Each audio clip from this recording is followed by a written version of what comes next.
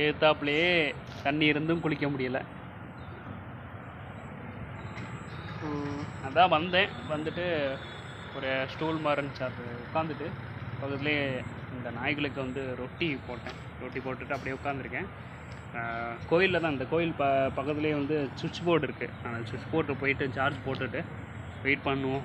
வேறு எதாவது ஐடியா யோசிச்சுக்கிட்டு இருக்கேன், எப்படி குளிக்கிறதுக்கு யோசனை பண்ண வேண்டியதாக இருக்குது.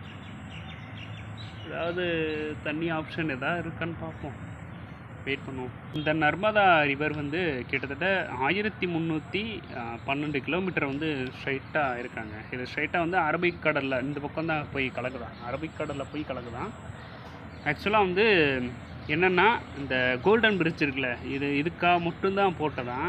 இன்னொரு விஷயம் என்னென்னா, அந்த இந்தியாவோட மத்தியில் இந்த ரிவர் ஓடுதான். சூப்பராக இருக்குல்ல. ஆனால் வந்து சின்னதாக இருக்கிற மாதிரி தான் இருக்கும், ரொம்ப பெருசாக இருக்கும்னு நினச்சேன். நான் பக்கத்தில் வந்து பார்த்தா ரொம்ப லாங்காக இருக்குன்னு நினச்சேன். கம்மியாக தான் இருக்குது தண்ணி.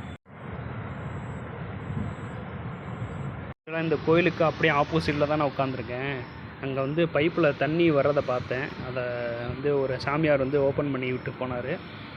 அதுக்கப்புறம் நான் கேட்டேன், இந்த மாதிரி குளிச்சு ரொம்ப நாள் ஆயிடுச்சு. ரொம்ப நாள்னா ஒரு நாள் ஆயிடுச்சு, இன்றைக்கி 2வது நாள்.